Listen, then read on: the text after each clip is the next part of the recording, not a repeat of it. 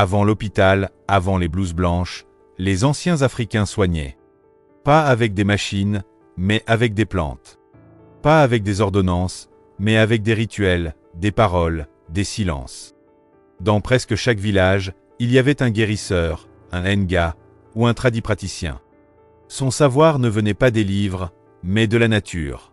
Il savait quel arbre saigne une sève qui soigne. Chaque plante avait un nom, une histoire, un usage, parfois un chant pour l'activer. Et ces savoirs se transmettaient de bouche à oreille, de maître à élève, dans le plus grand secret. Car certains remèdes étaient sacrés, réservés aux initiés, inutilisables sans le bon mot, le bon geste, la bonne intention. Aujourd'hui, certaines de ces plantes sont devenues célèbres dans les laboratoires modernes. Mais on oublie souvent qui les utilisait en premier. On oublie les peuples, les traditions, les voix derrière ces feuilles séchées et transformées en pilules. Et pourtant, la pharmacopée africaine est l'une des plus riches du monde. Mais elle continue d'être vue comme folklorique, non scientifique, parfois même dangereuse. Ce que les anciens Africains savaient, c'est que la forêt parle. Elle observe, elle enseigne, elle soigne. À ceux qui savent encore écouter. On a longtemps dit que les Africains n'avaient pas d'écriture, qu'ils vivaient dans l'oralité, dans l'oubli. Mais c'était un mensonge, ou plutôt une ignorance. Bien avant les colonisateurs, des peuples africains écrivaient déjà, mais autrement. Leur écriture n'était pas alphabétique. Elle était graphique, symbolique, vivante. Il y avait le NCD au Nigeria, utilisé par les Ekwa, Ejagam et Igbo.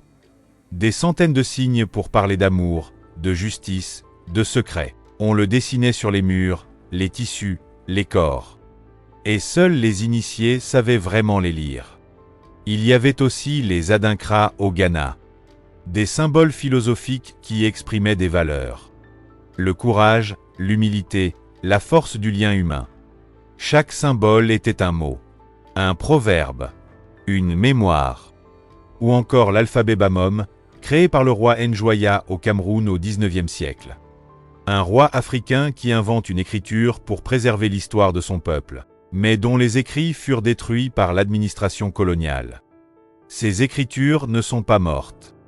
Elles ont été enterrées, étouffées, oubliées volontairement. Mais elles vivent encore, dans les tissus, les poteries, les tatouages, les danses.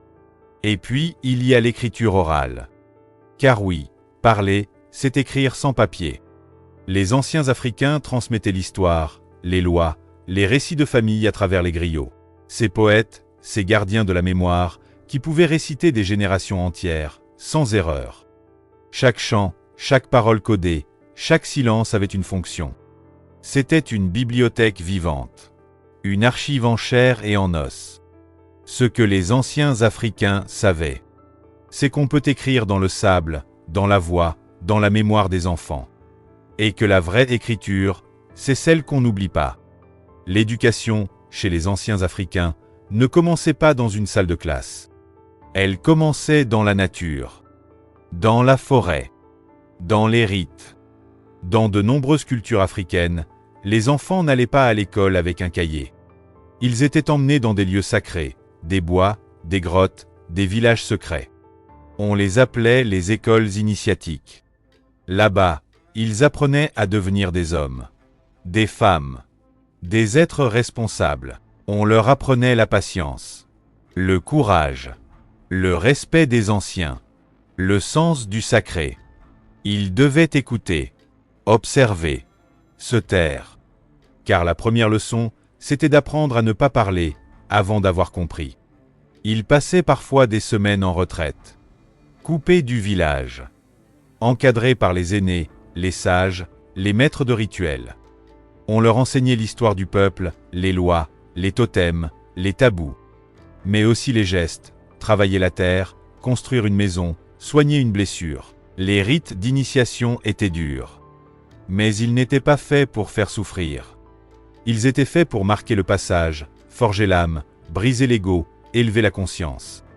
Et ce que l'école coloniale a souvent détruit, c'est cette éducation-là. Cette transmission invisible.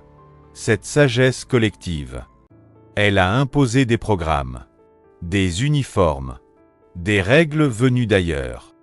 Mais elle a souvent oublié l'essentiel, la connaissance du soi, de la terre et des ancêtres. Ce que les anciens Africains savaient, c'est qu'on ne peut pas enseigner la vie avec des chiffres seulement. Il faut des histoires, des symboles, des rituels, des silences, et surtout, des anciens pour guider.